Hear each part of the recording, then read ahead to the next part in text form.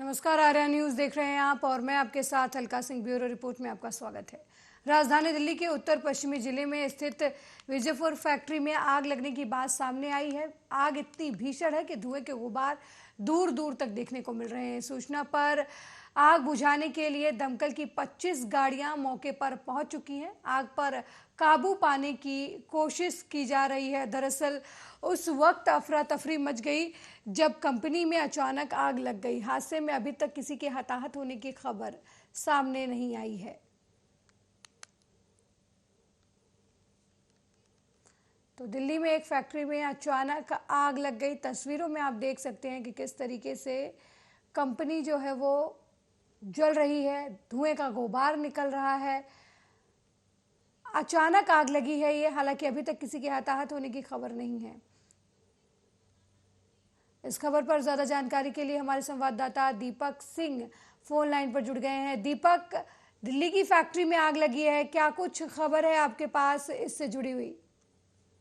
दिल्ली में जिस तरह से जैसे कि देखा गया, बताया गया, सुबह की टाइम की आग की घटना है और सुबह 8 बजे लगभग फोन करेगा मकान मालिक को।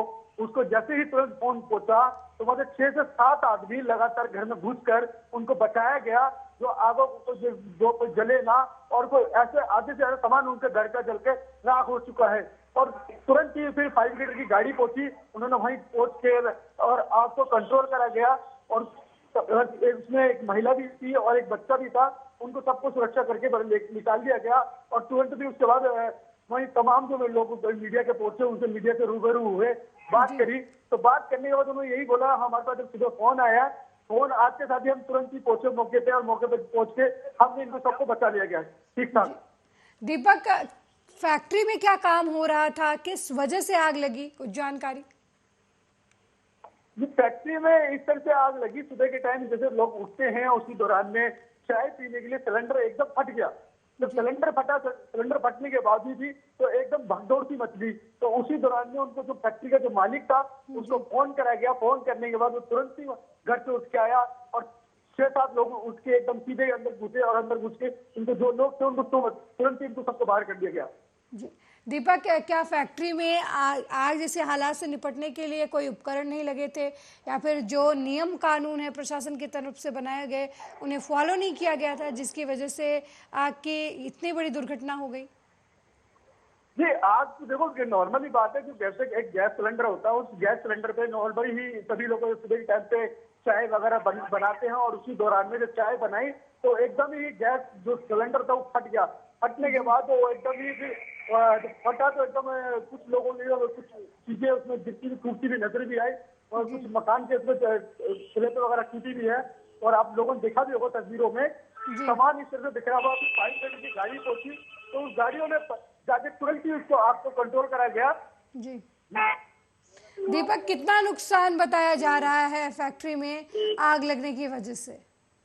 लगभग तो देखा गया तो जो सामान है वो पूरे ही जल के राख हो चुका है, कुछ चीजें उसमें बची नहीं है।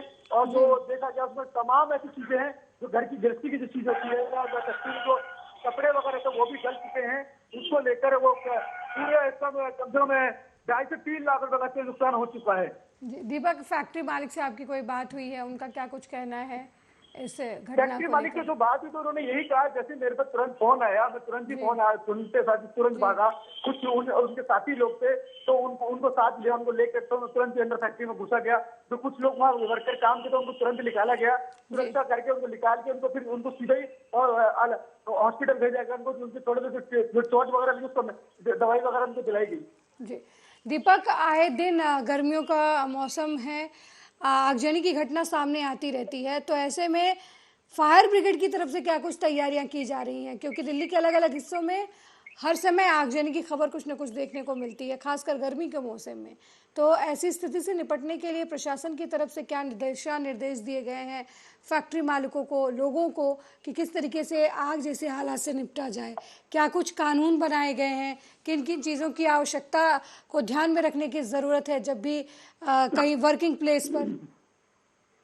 जी, जिस तरह से बताया गया है कानून जो है वो ये, फायर ब्रिगेड की जो गाड़ी होती है उनके पास एक छोटा सिलेंडर होता है, वो सिलेंडर उनको लेने के कहा जाता है। जो तमाम जो फैक्ट्री वाले हैं उनको ये बोला था सिलेंडर लेकर रखिए, कभी बाय जब कोई ऐसी कोई घटना हो तुरंत सिलेंडर को यूज कर सकते हो, और जिसको भी एकदम 5 लीटर वाले जो सिलेंडर होता है और तुरंत ज्यादा घटना लगे तो आप तुरंत प्रशासन को फोन कर सकते हो। प्रशासन कहीं ना कहीं एक बीच से खड़ा रहता है और हमेशा और लगातार व्यापारियों से और फैक्ट्री मालिकों से यही कहते हैं आप लापरवाही बिल्कुल ना बरतिए, और एक खासकर रेता का कट्टा जरूर रखिए साथ में, यदि कोई ऐसा कुछ लगे तो आप रेता डाल के उसको आग में थोड़ा सा कंट्रोल कर सकते हो। जी दीपक, क्या कुछ कार्रवाई की जा रही है इस मौसम में फायर ब्रिगेड की टीम की तरफ से और प्रशासन की तरफ से कि विजिलेंस बढ़ाई जा रही है फैक्ट्रियों में, क्योंकि अक्सर फैक्ट्रियों में आग लगने की सूचना जो है वो दिल्ली से आती रहती है गर्मी के मौसम में। तो क्या इस घटना के बाद फिर से एक बार जो प्रशासन है वो निगरानी बढ़ाएगा, जांच करेगा कि जितने भी कंपनीज हैं, अस्पताल हैं, हॉस्पिटल हैं, उनमें उपकरण जो हैं वो रखे गए हैं या नहीं रखे गए हैं, आग के जो नियमों का पालन किया जाता है जब भी कोई फैक्ट्री बनती है उसे पालन उनका किया जा रहा है लोगों की तरफ से नहीं? जैसे कि देखा गया अधिकारी से जो बात हुई, अधिकारी ने ये कहा फायर ब्रिगेड की तरफ से जो जितने लोग हैं उनसे ज्यादा से ज्यादा हम उनसे पूछताछ करेंगे और देखा जाएगा मालिक फैक्ट्री मालिकों से ये बात होगी आप लोग आग को किस किस तरह से कंट्रोल करा जाएगा, उनसे ब्रीफिंग ली जाएगी। तमाम जो लोग हैं उनको सबको बुलाया जाएगा फैक्ट्री मालिकों को और उनसे बैठ के एक ब्रीफिंग ली जाएगी। ब्रीफिंग लेने के बाद उनको और कहीं ना कहीं फायर ब्रिगेड की जो टीम है उनके ऊपर पूरा फोकस करेगी, और नहीं है तो उसके लिए कुछ ना कुछ प्रशासन उनको लिए अपलोड करा सकती है, कुछ ना कुछ अपनी तरफ से दे सकती है कोई ना चीज। ठीक है, बहुत बहुत धन्यवाद दीपक इस खबर पर जानकारी देने के लिए। तो दिल्ली में फैक्ट्री में आग लगी, हालांकि राहत की बात यह रही कि इस आगजनी में किसी के हताहत होने की खबर नहीं है, हालांकि फैक्ट्री मालिक को काफ़ी नुकसान हुआ है। ऐसा माना जा रहा है गैस सिलेंडर फटने की वजह से आगजनी की ये घटना घटित हुई है।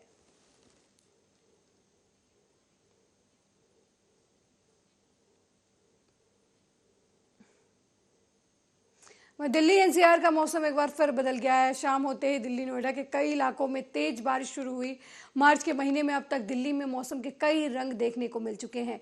गरज और तेज हवाओं के साथ बारिश दिल्ली के कई इलाकों में हो रही है। वहीं उत्तर प्रदेश की राजधानी लखनऊ में भी बारिश हो रही है। मौसम विभाग के मुताबिक पूरे यूपी में अगले 24 घंटे में तेज से मौसम बदलेगा। उत्तर प्रदेश की राजधानी लखनऊ समेत कई जिलों में ओलावृष्टि के साथ भारी बारिश होगी।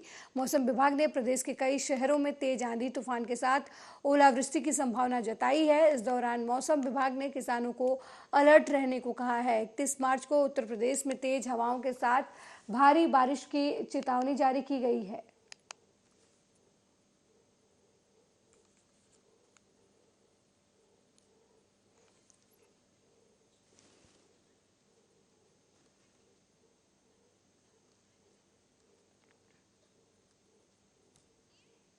तो इस खबर पर ज्यादा जानकारी के लिए रायबरेली से ओम शंकर शुक्ला हमारे संवाददाता फोन लाइन पर जुड़ गए हैं।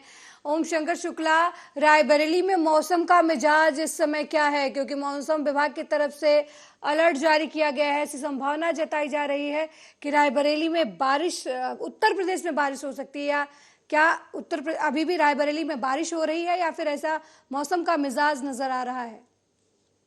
जी, बात रायबरेली जनपद की अगर करी जाए तो सुबह 4 बजे से लेकर सुबह 6 बजे लगातार जो है वो तेज हवाओं के साथ जो है मूसलाधार बारिश हुई है। और इस बारिश से किसानों की जो खड़ी फसल थी गेहूं की पूरी तरह से जो है जमीन दोज हो गई। किसानों के चेहरे पर मायूसी साफ जो है वो देखी जा रही है। उसके साथ ही सरसों है, राई है, चना है, तो इस तरह की जो है फसलें हैं इनको एक बड़ा नुकसान हुआ है। और किसानों के चेहरे पर जो है प्राकृतिक आपदा कह लीजिए तो ये इस मायूसी साफ नजर आ रही है, क्योंकि गेहूं की जो फसल है, खड़ी फसल है, बालियां पक चुकी है, कटाई का काम शुरू होने वाला है। लेकिन अचानक इस बारिश ने जो है किसानों की कमर तोड़ दी और अन्नदाता जो है उसके माथे पर चिंता की लकीरें दिखाई पड़ रही हैं। जी ओम शंकर, आम जनजीवन कितना अस्त व्यस्त नजर आ रहा है, क्योंकि अभी भी संभावना जताई जा रही है कि 24 घंटे में मौसम तेजी से बदलेगा और ओलावृष्टि की भी बात कही जा रही है मौसम विभाग की तरफ से?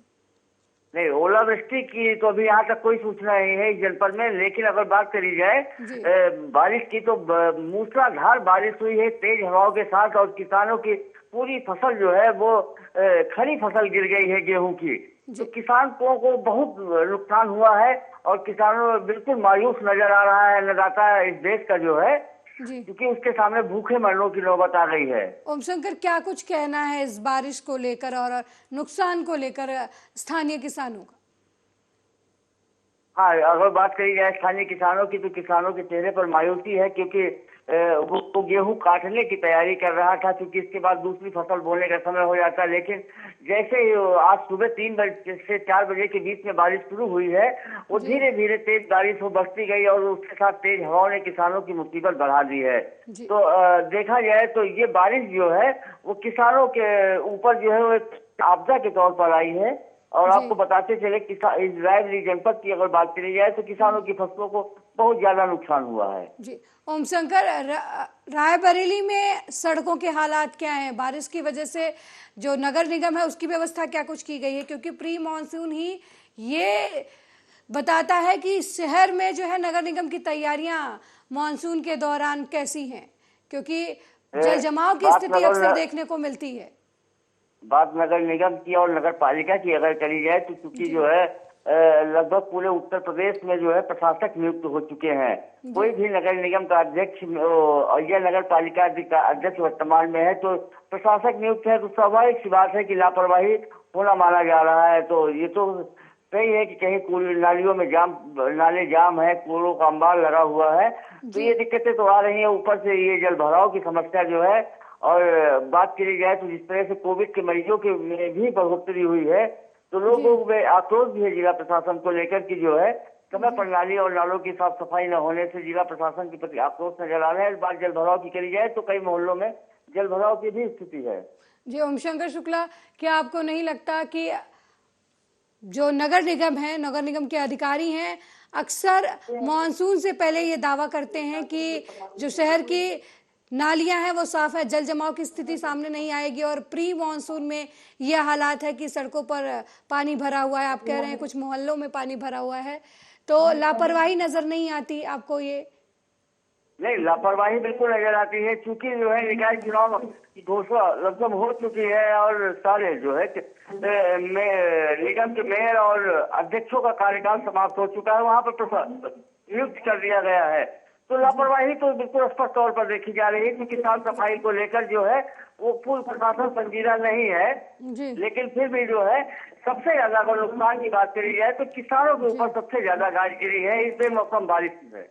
ओम शंकर, कितना नुकसान हुआ है किसानों को, खासकर गेहूं की फसल को लेकर?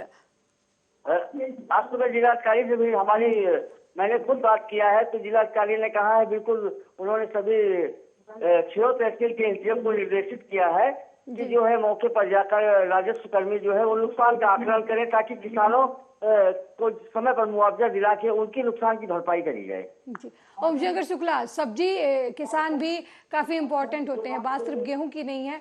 तो जब प्री मानसून होता है उसमें सब्जी किसानों को भी काफी नुकसान होता है, तो सब्जी किसानों के क्या हालात हैं, उनकी जो फसल है उनको कितना नुकसान हुआ है इस बारिश की वजह से? इस बारिश से हुए नुकसान का आकलन करने के लिए जिला अधिकारी ने जो है वो टीमें गठित कर दी हैं, और क्योंकि जो है अभी बारिश थमी है, अब जाके थोड़ा सा यहाँ पर जो है वो सूर्य देव के दर्शन हुए हैं, तो निश्चित ही जिला प्रशासन किसानों के मुआवजे के लिए जल्द कदम उठा रहा है, और जैसे उनकी जो है नुकसान के आकलन की रिपोर्ट आएगी उनको मुआवजा दिया जाएगा, ये जिला अधिकारी का कहना है।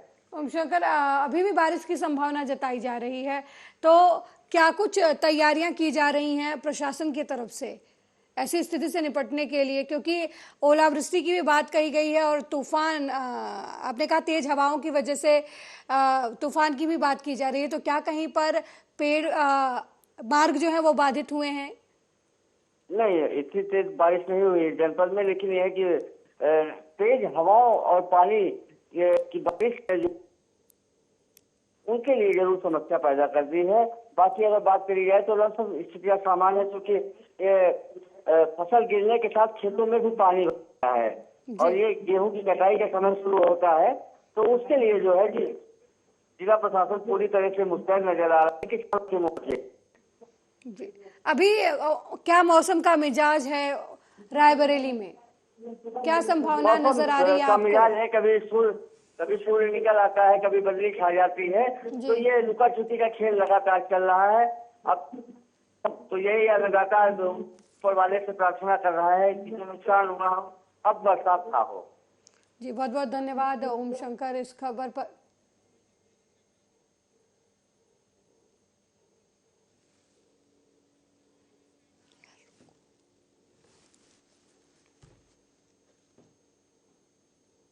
मेरे साथ ब्यूरो रिपोर्ट में फिलहाल इतना ही। देश दुनिया की तमाम खबरों को देखने के लिए देखते रहिए आर्या न्यूज। नमस्कार।